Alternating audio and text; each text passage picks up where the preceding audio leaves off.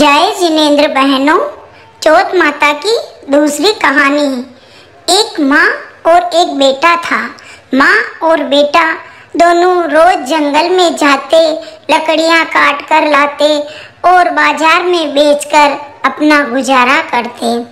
चौथ का दिन था। बेटा एक पड़ोसिन के घर गया और पड़ोसिन को कहा, क्या आज तुम्हारे चूरमा बनाया क्या? पड़ोसिन बोली, हाँ, तेरी माँ तो रोज ही चूरमा बनाकर खाती है, हमने तो आज ही बनाया है। घर पर गया और माँ से पूछा, माँ तुम रोज चूरमा बनाकर खाती हो तो मैं आज से घर में नहीं रहूँगा, या तो तुम चूरमा को छोड़ दो या मेरे को छोड़ दो। माँ ने कहा, बेटा मैं तुम्हें छोड़ दूंगी लेकिन चौथ माता को नहीं छोड़ूंगी। तो बेटे को गुस्सा आया और वो वहाँ से चला गया। जाते जाते माँ ने कहा कि बेटा तू जा रहा है लेकिन चौथ माता का आका लेकर जाना। जहाँ भी जाए वहाँ पे तुम्हें कोई संकट आए तो तुम चौथ माता को याद करना। आगे जाते जाते एक नदी आई। नदी के अंदर खून बह रहा था तो उसने सोचा, अब मैं यहाँ से कैसे जाऊँगा। उसको याद आया कि क्यों न मैं चौथ माता को याद करूँ, माँ ने कहा था। तो चौथ माता को याद किया, हे चौथ माता, मेरी माँ आपको सत मन से पूछती है तो आप मुझे इस संकट से बचाओ।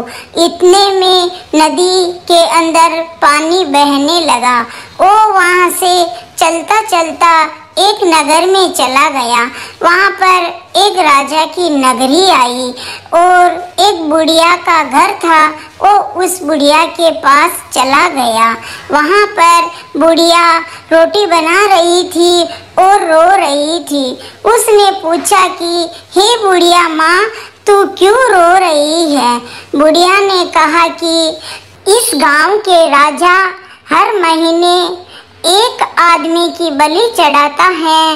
ओ आज मेरे बेटे की बलि चढ़ाने का दिन है, इसीलिए मेरे आंखों में आंसू आ रहे हैं। उसने कहा, हे बुढ़िया माँ, तू मुझे पेट भरकर रोटी खिला दे, मैं तेरे बेटे की जगह चला जाऊंगा।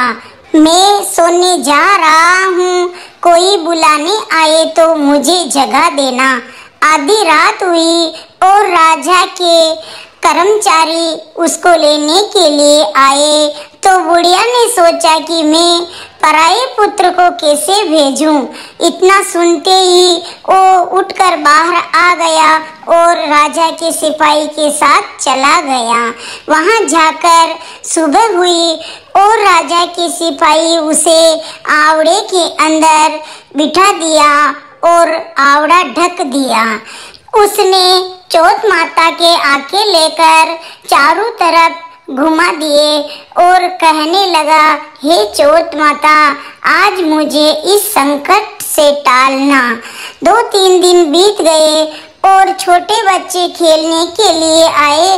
पत्थर फेंका, पत्थर आवड़ा के लगा तो वो पक गया था तो बिखरने लगा।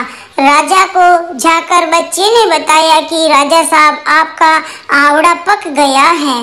तो राजा ने सोचा कि 3 दिन में कैसे आवड़ा पक गया, आवड़ा तो 6 महीने के बाद पकता है।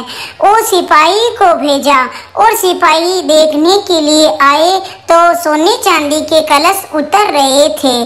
सिपाही कलश को उतार रहे थे, इतने में अंदर से आवाज आई, धीरे धीरे उतारो भाई, अंदर मन मानव है। सिपाही डर गए और पीछे हट गए।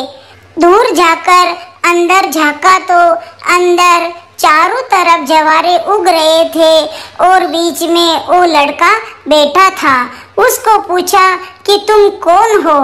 उसने कहा, तुम 3 दिन पहले मुझे यहाँ पर छोड़कर ये आवड़ा जमा के चले गए थे, मैं वही लड़का हूँ।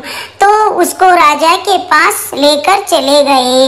राजा ने कहा कि तुम कौन हो? तो उसने कहा कि मैं वही लड़का हूँ। राजा ने कहा कि तुम कैसे बच गए? तो उसने बताया कि मेरी माँ के चौथ माता का इष्ट है, वो चौथ माता का व्रत करती हैं, इसीलिए मैं उसके पन प्रताप से इस संकट से बच गया हूँ। तो राजा ने कहा कि तेरी चौथ माता में सांच हो तो मुझे ही बताए।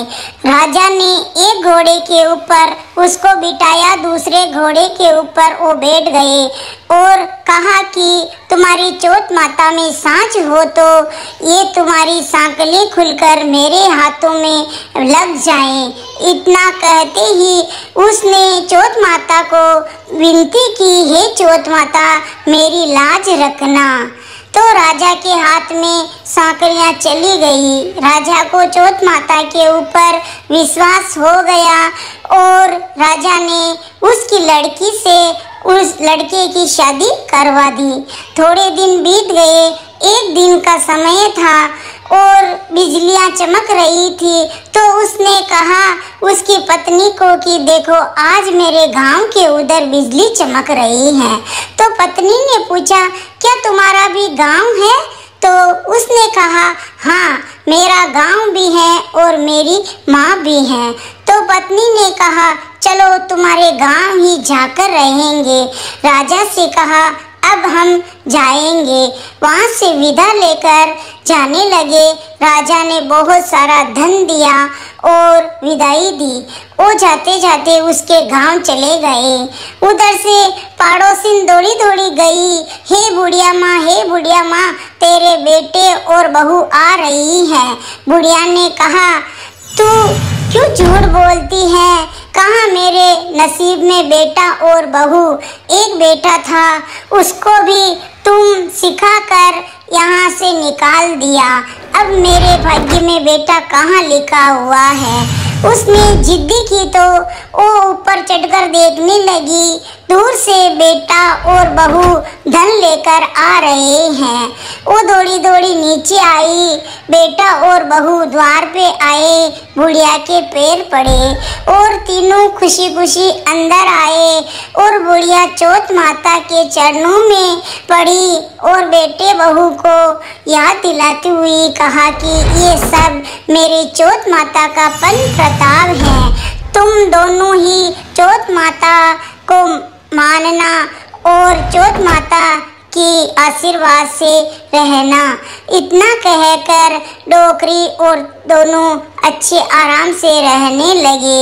हे चौथ माता तू मेरे बेटे और बहू को आशीर्वाद दिया और वापस रास्ता दिखाया। ऐसा सब बहनों को दिखाना, तुम्हारे व्रत करे, कहानियाँ कहे और सुनने वाले को सबको सही राह दिखाना। जय हो चौथ माता की जय।